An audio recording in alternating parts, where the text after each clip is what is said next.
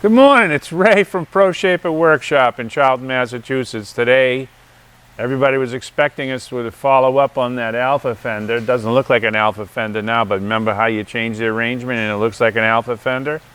Well, we've got this job here, it takes priority. This is what's called a paying job. That's not a paying job. So this is a 33 Ford Fender. It's been, quote, repaired in the past.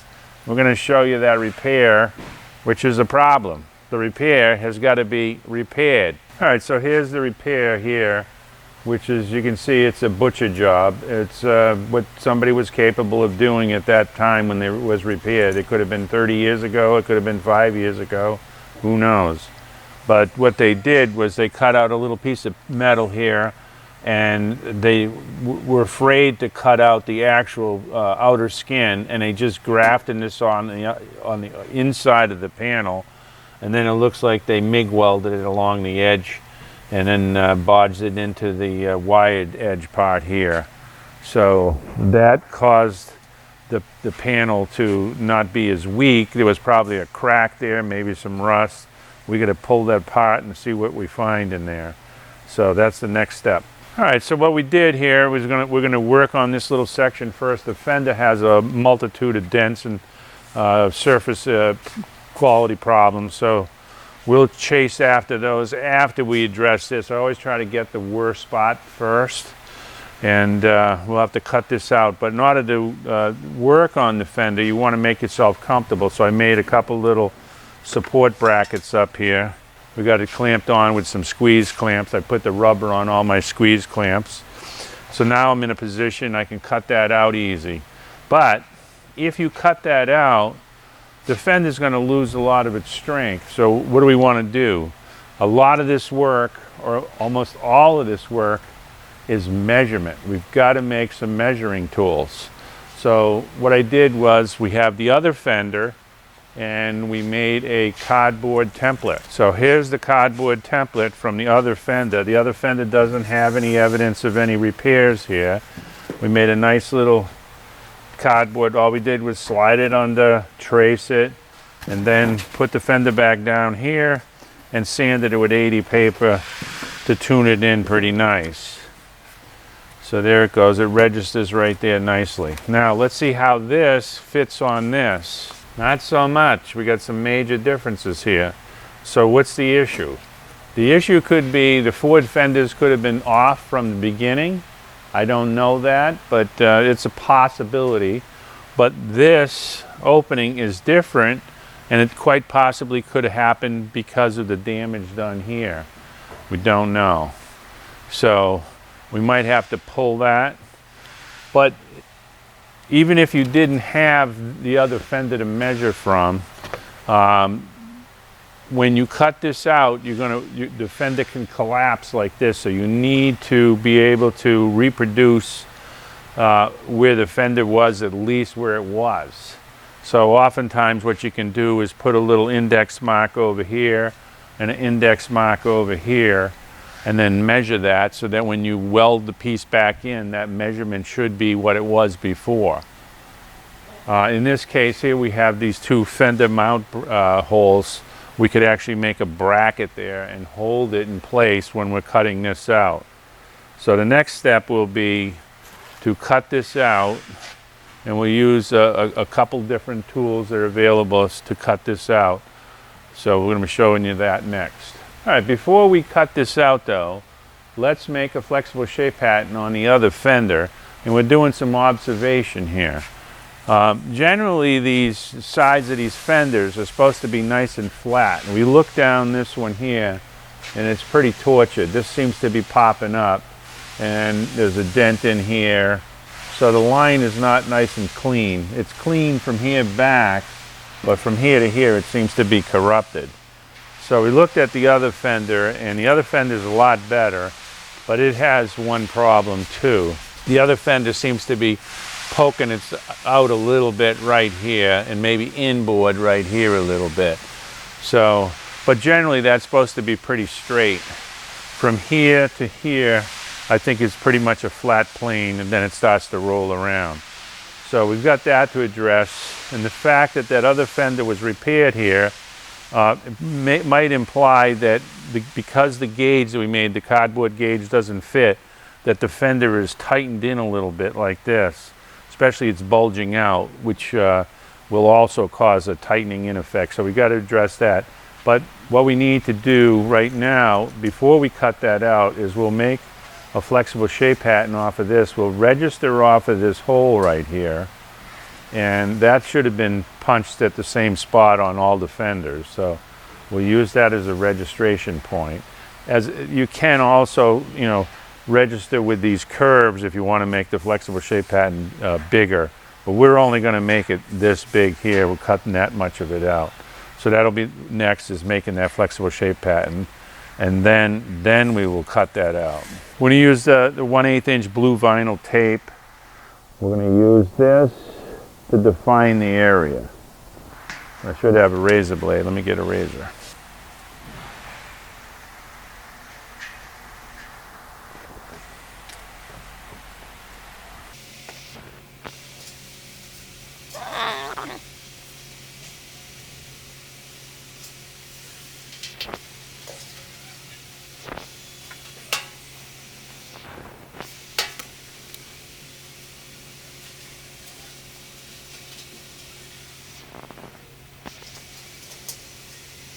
All right, so we used the blue vinyl tape, and I can't say enough about this blue vinyl tape. We use it extensively for cutting. It will define a cut on a piece of sheet metal. We're defining how big this flexible shape pattern will be, and we'll use that as a fence that we'll cut against, and we'll show you that in a minute. All right, so we're putting the low stick tape, the first layer, and here's the way I like to do it. Leave these little extras here like this, and you can pull on those. You put that piece of tape up against that vinyl, and then I work it in with my fingernail, and then I cut that right on that line there. And it's important you get nice clean lines. Then here, this is the bottom of the bead, cutting that with a sawing action right at 90 degrees. And I want to burnish that in right there with my fingernail. And now I'm going to put the next one, and the next one, and the next one. And you can leave a little gap depending on how the shape flows. Oftentimes they'll want to cover over each other. So if it goes like that, then you have to cut that little excess off. The reason for that is when the tapes are overlapping one another like this, and if you don't cut that excess off, when you tip it upside down, it starts coming apart at the seams here. So every time there's an overlap, you have to cut it out. So you don't want to try to turn, the tape has to go down straight, otherwise it'll make little wrinkles. So take your time. The more accurate the flexible shape pattern is, the more accurate result is going to be. Now we're going to be turning this inside out to make the other side.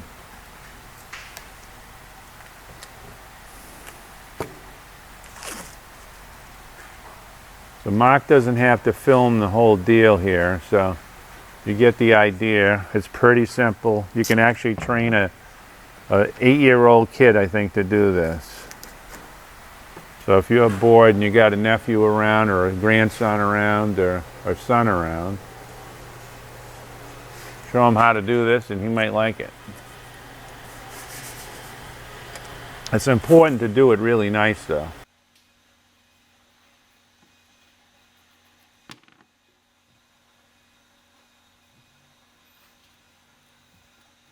And we do sell these tapes at our website, proshaper.com. And we've tried a lot of different tapes. We have what we believe is the best tapes out there. We buy them in volume. We sell them at a very reasonable price.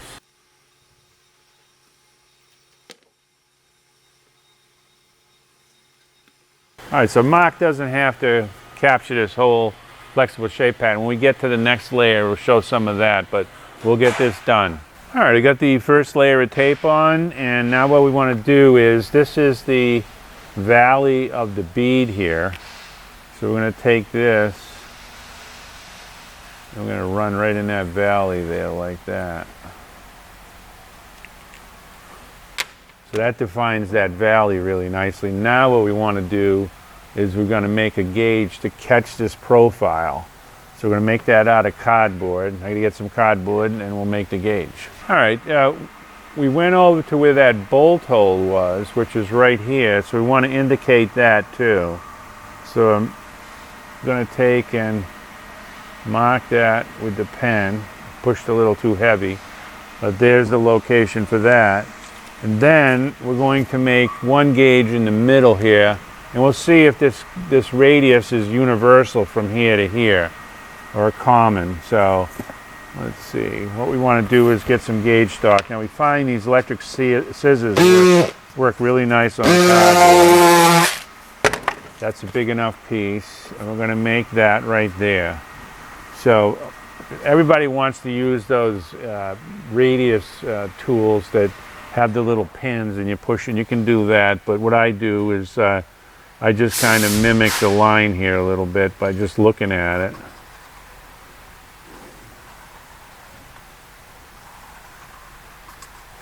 And it doesn't matter if you're wrong here at all. We're going to correct it. So there we go.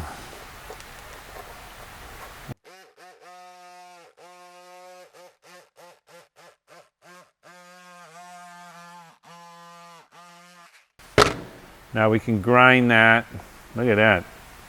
That wasn't too bad for the first pass. So now what I got to do is sink that in. So I'm going to put a location here, and I use the blue tape again. So useful, this blue tape. So I'm going to go right at 90 degrees to the edge. Put that blue tape in. And that's just using that as a guide fence. So now I put the mark in here like that. We'll label these as a numbered gauge, but first we'll make this middle one first. So the next trick is getting that to fit really nice. So it's rocking right here, wherever it rocks. We take the 80 sandpaper, which I had earlier. This cardboard grinds and sands really easy. Now you can use a little rotary grinder if you want, but this removes it pretty fast. So you sand, check, and then as it slowly gets in, it's pretty close now, just this bead is off. What we'll do is we'll put an index mark here. Now usually the index marks, we don't want to put them in the center. Why? Well, if you've got a gauge and it's got an index mark in the center, you don't know sometimes. This one's pretty handed because it has this bead on it, but oftentimes it's just a general curve. You don't know if the gauge goes this way or that way. If you put the index mark off center, either end like that, there's your index mark. Then I'm going to put this right here and I'm going to index. Now I continually go back to that index mark until this thing fits perfect. So there's my index mark. And an index mark on one side is not as useful as an index mark on both sides. So I transfer it so I can look at that index mark from both ways. So now I got the beginnings of a nice gauge, and just we'll see if this fits elsewhere. Not so much. I think we might have to make 2 or 3 gauges here because I think it tapers down. This radius, as you can see, this radius is small here, and then it tapers all the way. So there's a little bit different value here and a different value here. So we capture all 3 of those, and we should be good. So the next step is sanding this in. I have too much removed right here, so I'm going to have to sand this in. Sanding that in allows this to fit better. So I'll sand for a little bit and I'll show you the result. All right, we got it fitting pretty nicely now, and I want these gauges to represent the ends of the flexible shape pattern too. So I'm going to mark that right there and right there, and I'm going to cut this off.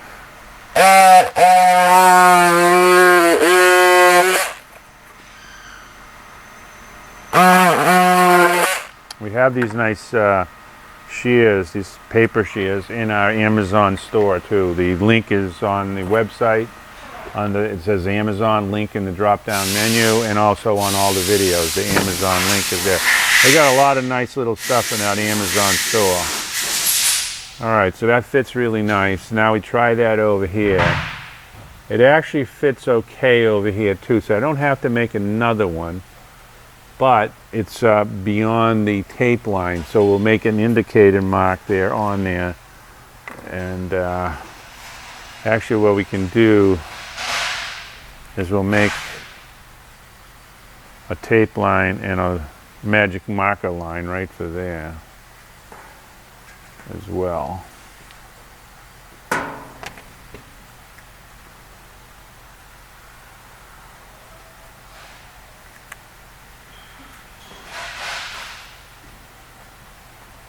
So that one fits on there really nicely, except it's going beyond.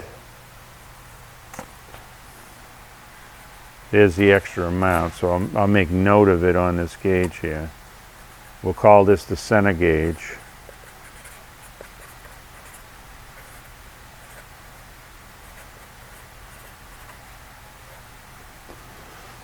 And we'll also label these. This is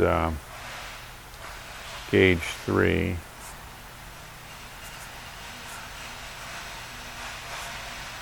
Gauge 2.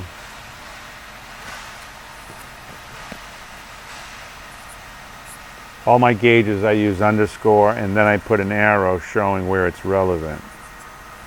And then this up here, gauge 3.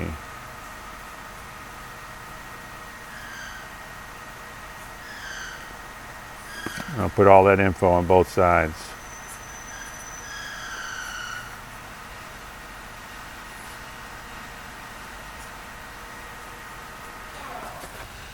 So I have 2 gauges. They fit really good. Now let's try this. Nope, that's a totally different ball game over here. So we're going to have to make another gauge. We can actually use this gauge to start it. So we'll take that, trace the line out.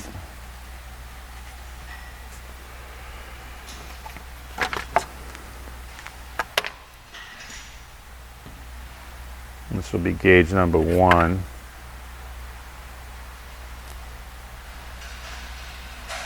And why are we doing all this? Well, we're trying to ensure accuracy.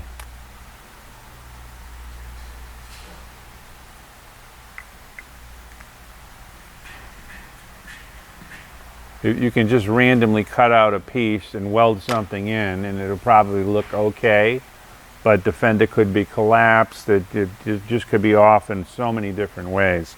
You have to capture this information. Whether you're repairing or making a new fender, you have to capture all this surface information, and nothing does it better than the flexible shape pattern. To make this patch panel, you wouldn't want to make a wood buck or a wire form buck for it. It's just too much work in order to repair that one little section. So we're using the flexible shape pattern, which is reversible, allows you, it's a great universal tool. So we'll make this gauge and we'll be back. All right, we have our gauges made. We've got gauge number 1, which is unique to that spot. And then we have gauge number 2, which is unique to that spot, but it also carries over here too. But that was marked there, that's extra run, gauge number 3. So we've got it marked gauge number 3. Now we also wrote, it's for a 33 Ford front fender. We put everything on both sides so you don't have to keep flipping the gauges. We've got this marked, because what happens if you take these off, you lay them on the bench, next thing you know don't what they are, and they get thrown out. So labeling is super important, and this can be used again. I don't know if I'll have another job like this, fixing that particular spot. But so now what we have to do is we have the first layer on, and this is translucent tape too. A lot of people try to use another low stick tape that's not translucent. That translucency is very important because we're going to be reversing this. So now we put the filament tape on, and you can put this on a bias, but oftentimes it just becomes such a pain to put it on on a bias at an angle. So I like to just put it on sometimes the same way, it doesn't matter. This layer has to be overlapped because this is gluing it all together. This is the mold release agent, essentially, like if you were making a fiberglass mold. If you did this with regular masking tape, you wouldn't be able to pull it off. Because it's low stick, we can take it off. So again, we're going to cut this pretty accurate right on that blue line there. We're going to end up only making the patch panel this big. We'll cut this out probably. But this will give us an index on the other fender. So now we're going to overlap this at least 1/4 inch. A little bit more is okay. That keeps it all together. We'll cut those off in a minute.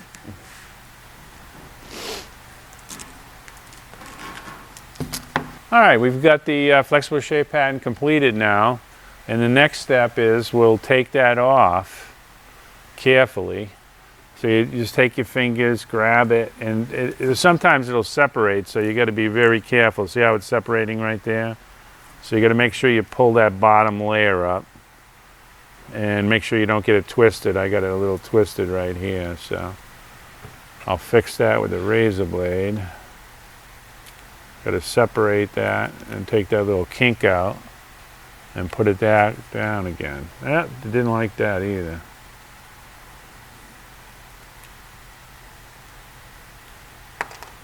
So yeah, these problems happen to everybody. So there's the little kink. Lay that down. Now I got the wrinkle out. So pull that up.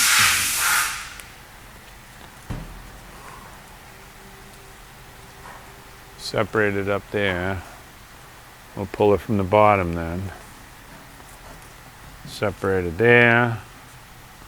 We'll start on this corner. Now we want to be careful not to touch itself because the two low sticks become one very good stick. So if you touch it to itself, you probably won't get it apart. So we're starting on this corner, and that was the trick. Pull that off, and now we've got the flexible shape pattern. So the next step is we got to kill the sticky. So we'll get some plaster of Paris, and Mark's handing it to me. Here's a little paintbrush here. We dust it, and then we put most of the plaster of Paris right back in there. And then we're going to take a paper towel. We're taking the paper towel and just wiping off that excess right like that. Now, we've got an opportunity to measure between these two bolts just for data here, acquisition. We'll measure from center to center on this one and center to center on the other one. We'll leave this on here for now, and we're going to punch this hole out and register that hole on the other fender, but first we're going to measure that. All right, so try to get the center of that hole to the center of this hole, and I've got 24 and a half, 5/8 and another 1/16, so that's 11 16ths. So it's 24 and 11 16ths center to center on there. Let's see what we got on the other fender. That looks like it's measuring out pretty good. 24 and, oh no, it's a little short. Now let's see, 24 and 5/8. So it's about a 1/16 of an inch short. So it's quite possible this is compressed a little bit. That's assuming that that hole is in the same spot and this hole is in the same spot. Another thing we can do is measure from one of these corners over to here, and I think I've got some trammel points, and just as another data point, we'll take that measurement with some trammel points. I got to get the trammel points. All right, this is a very essential tool, very inexpensive. I think General Tool makes these, and probably a couple other companies. Let me see. I don't know if these are Generals or not. Let me see. Might need my magnifier here. Oh, it is General. These are Generals. So, piece of 3/4 by 3/8 aluminum as the bar. Tighten those up. And you got a fine adjuster right here. I'm going to locate that with my finger. I got to open that up just a little bit. And there's the measurement on this fender. Now let's see what the other fender says. All right, this measurement actually says that this fender is actually opened about 1/8 of an inch more. So that one is out of whack a little bit according to this, and assuming that they were perfect from new. That's a big assumption, but he might have done his homework when they made these fenders. They might be pretty accurate. So we're going to punch this hole out, and then we're going to locate this on the other fender. All right, so there's our hole punched, and now we'll put this over there. See how that registers over there. Oh, look what I did. I made a mistake. I'm going to have to add on to this. I kind of guesstimated. Look at this. It doesn't line up at all over here. There's something really askew. You can see this is where the belt line is, or the bead. And we register with that hole, put the bead in there like that. That's all registering good. We pop that down, and you can see how far off this is. So we've got a major difference here. And we can't move the hole over. If we go like that, even that doesn't register too well. This seems like this whole curve is completely different. So I'm going to make a gauge just on that curve right here from here to here. And it looks like we might have to extend this flexible shape pattern a little bit to the end here to catch this damage. I kind of eyeballed it, and my eyeball was way off today, that's for sure. So we'll have to add another, say, 3 inches here.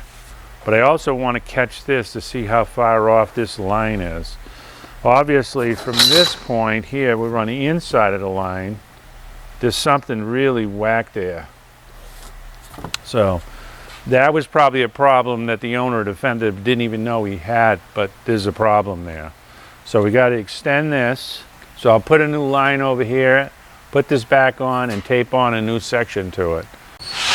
All right, so I have a theory that this fender has been crunched up a little bit. In fact, it might have been crunched, caused this to pucker out, and that was why they made the quote repair.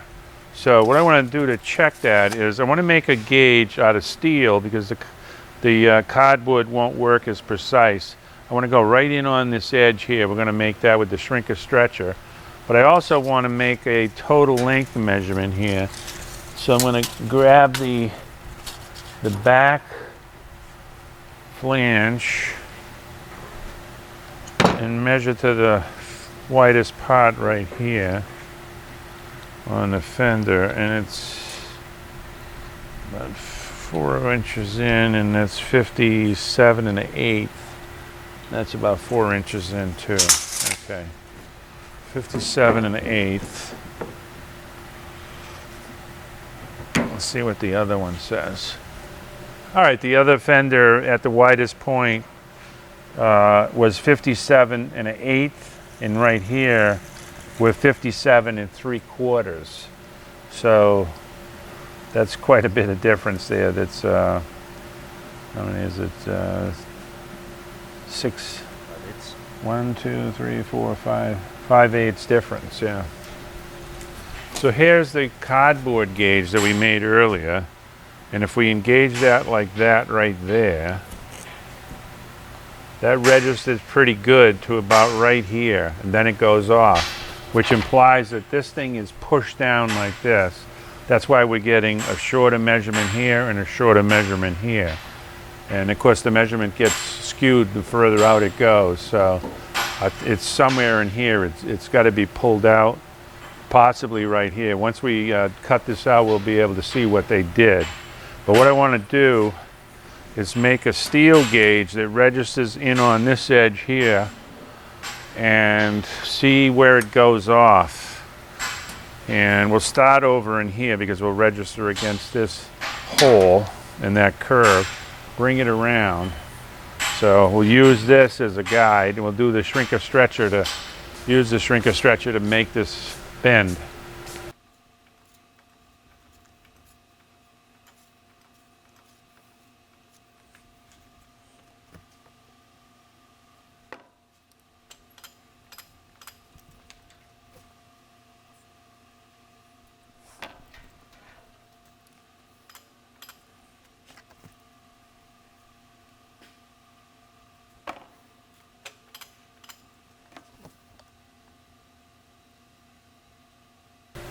So this curve will be close. I might have to do some adjustment.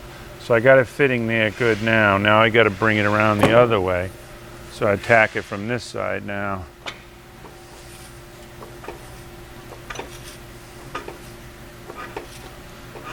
So you're using stretcher jaws or shrinker jaws? I got the shrinker jaws in there now.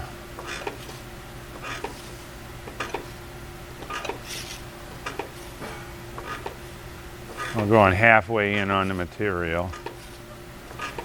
And if I have to correct, all I got to do is just tip it over. And so you get to add the curve, subtract from the curve.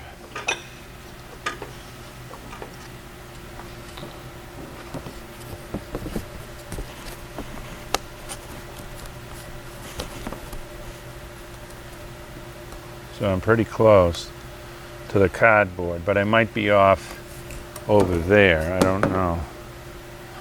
We'll find out.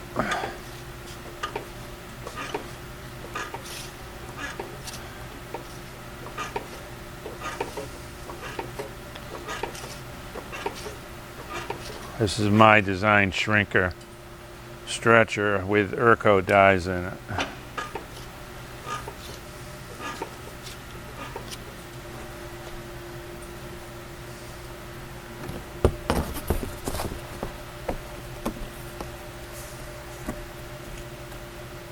Okay, that's getting pretty close. Let's see what it says on that bead.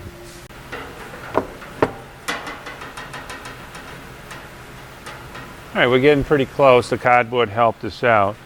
But we'll take this and see it's off a little bit, but not much. Over here, I gotta bring this tail around a little more.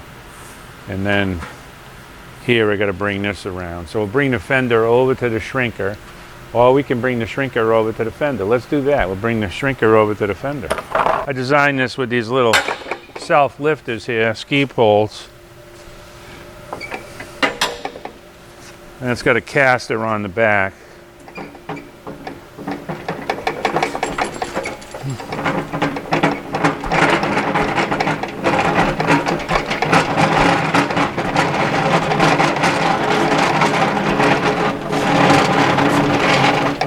And you can sort of skateboard with it. Put it back on its feet. All right, we're going to put a little registration mark here so we come back to the same spot every time. There's our registration mark.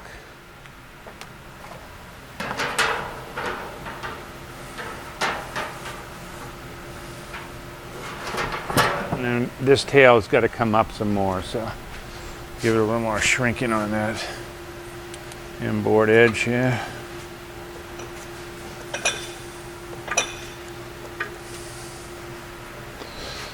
Now these have stipple jaws in it. You can use like a Lancaster style, but the stipple jaws are a big improvement. All right, so there's that.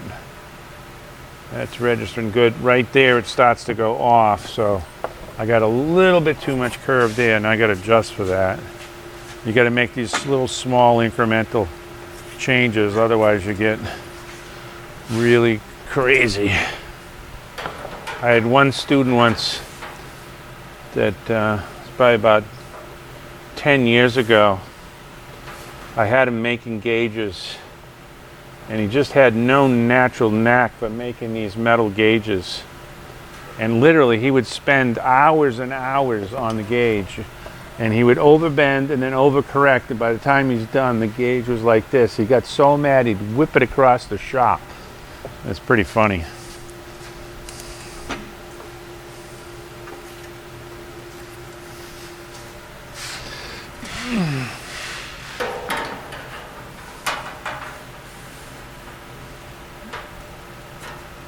Okay, so I went a little bit too much.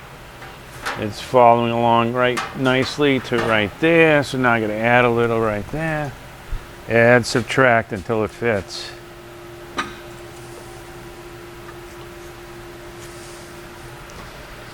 And all you need is one index mark. I would have students that say one index mark. Next thing I know, there's 32 index marks on the gauge. I'm going, what are you doing? Oh, it helps me. Oh, really? All right, some more right there still. You gotta take baby steps always. If you go too much, it goes too much. So a couple little bumps.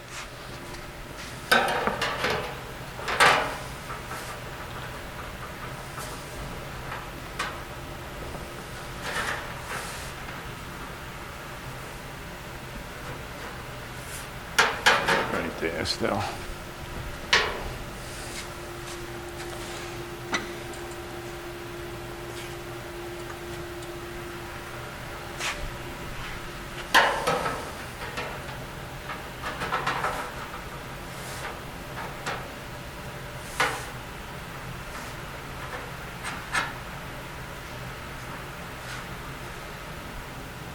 And it's looking pretty good to right here. I got it a little too much, so I got to pull that back right there.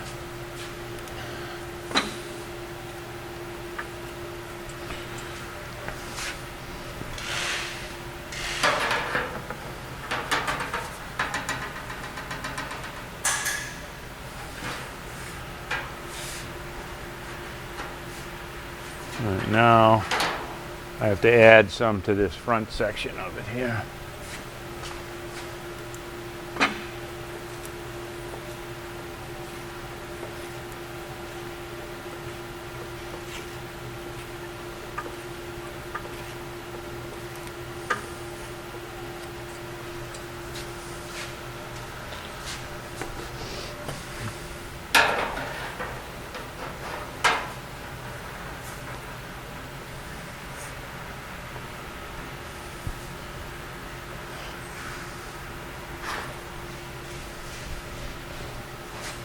All right here.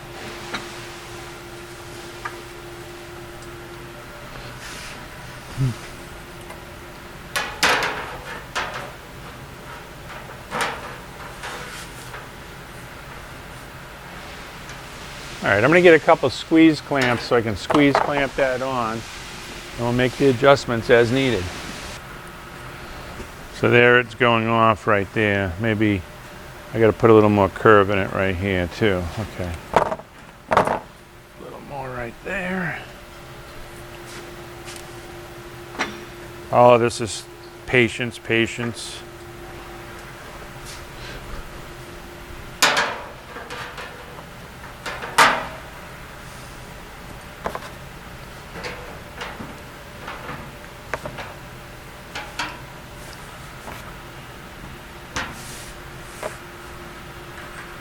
All right, so right here now.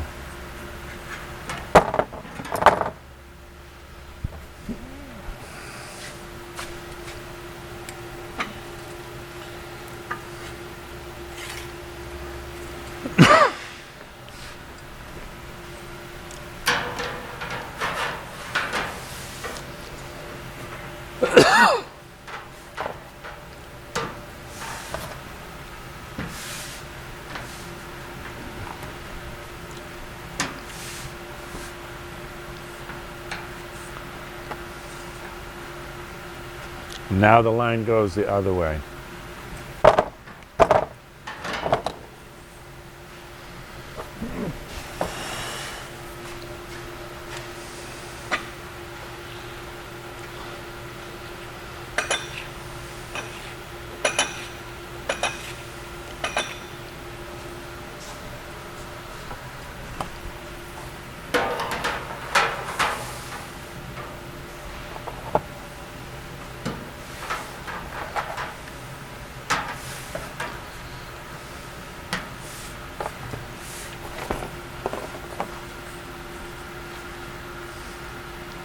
A little bit more.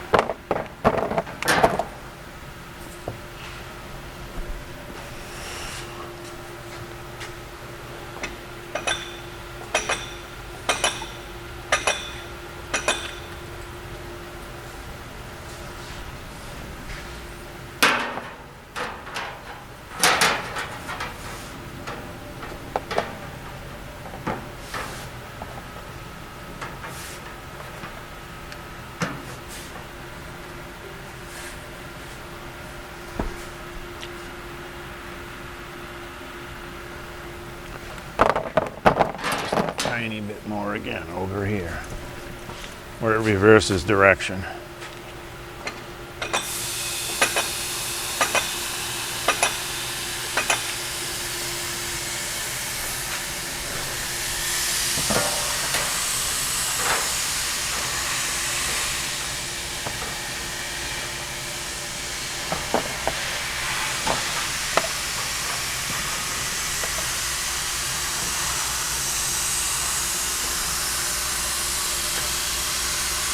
Alright, that's pretty close there. I'm a little fat right here, I think.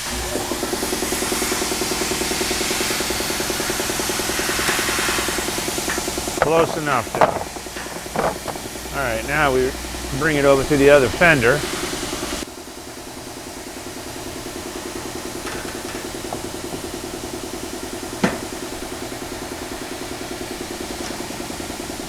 So you can see that fender is stoved in right here like this, and that will show on the car as a droop down fender. So they might not have picked that up. It might be a 1/4 of an inch or 3/8 of an inch difference when you look at them from left to right from the front. And usually you can spot a 1/4 of an inch, but that has to come up, which will make the fender longer. And all these numbers and all this measurement will all jibe once we correct it. So when we tear into this, we're going to find out what exactly happened. Maybe the wire was broken and they re-welded a new wire in there, and when they did, they had this collapse from the damage. So we're going to have to correct that. So the next step is digging into that and finding out what do we got.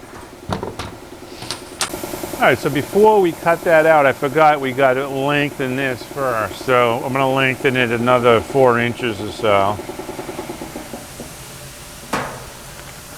So I'll put this back on, and we'll take this tape out of here. You never want to put these blue tapes into the flexible shape pad. They're kind of elastic, and they'll pull the flexible shape pad out of shape there. Register that back on there, and we'll see if our gauge works back here.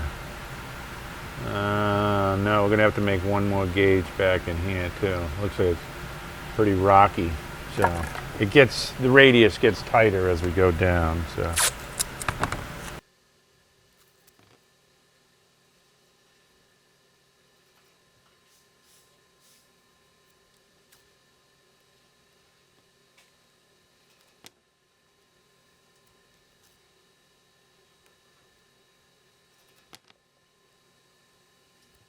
Now, I think these fenders have been sandblasted, both sides sandblasted, and they do have a lot of crown to them, so they can withstand even an abusive sandblast job without getting warped. But in a perfect world, the way I would address this problem is with the car all together, I would fix the fenders while they were still on the car to see what needs to be happen, and then I'd strip them with chemical stripper and keep them bare metal the whole time. Get both fenders while they're on the original frame and everything all corrected. You have to take them off the car and stuff and put them back on a couple times probably. But I'm not a big advocate of sandblasting, as you probably guessed from past videos.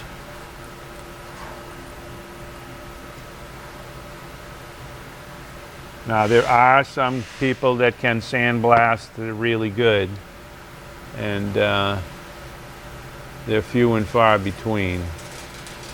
I sell a lot of shrinking discs because of bad sandblasting jobs. And one of the worst things is after they sandblast, they put this gray epoxy primer on, which makes it impossible to weld, to take out the dents with a shrinking disc. You have to clean this stuff all off, and it doesn't come off easy either. So I'm not a big fan of immediately epoxy primering. If after you get it stripped to bare metal, it's very easy to use phosphoric acid to clean the whole thing all up. So there's no reason to use this epoxy primer. Epoxy primer is wonderful stuff, but only do it after you get the fender completely fixed. It's a real nuisance to do this. So we got the first layer in there, and we're going to probably put one gauge over here. So we'll mark that gauge location.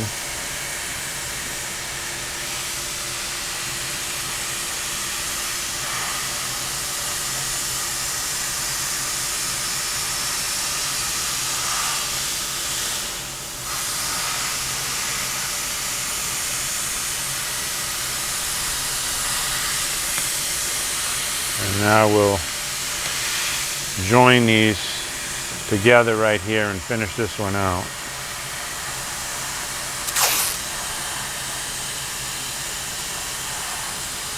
Make sure you burnish that in with your fingernail.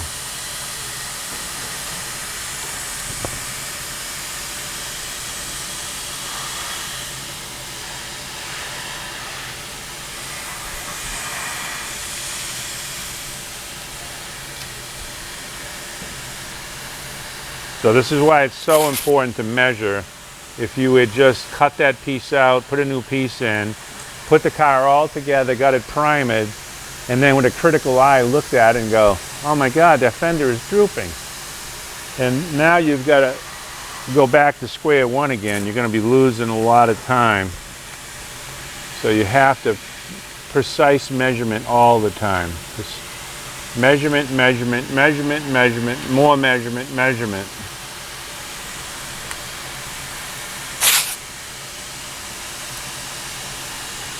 It's not about the tools, it's the techniques.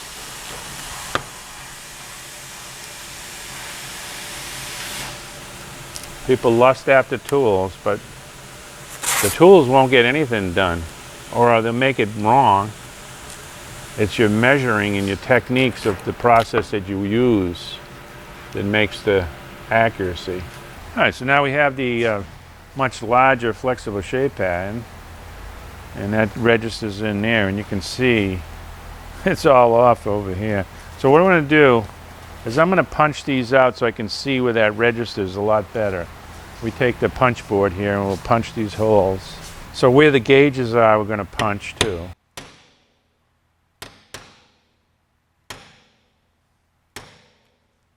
And where that valley is, we'll punch. That gives us little windows to put index marks or actually see where that is all registering.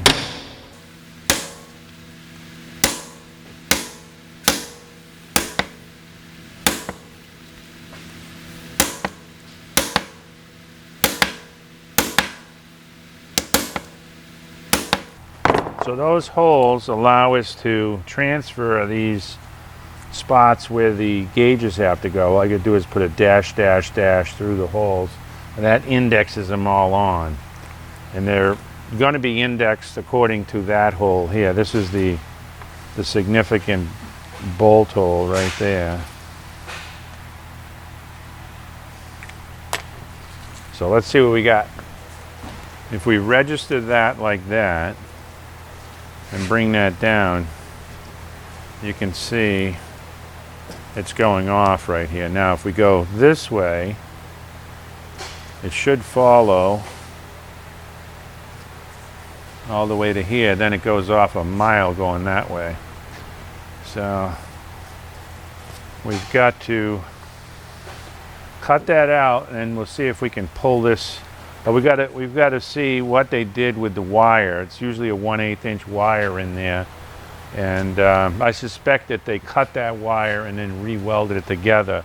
So we might have to see if we can patch onto the wire here And that's a tricky little procedure. When you weld that wire, you can butt weld it, but it's better to have like a scarf joint, which is two severe angles, and then weld it together. You'll have a lot more contact area, because that wire is important. It has to have a lot of strength.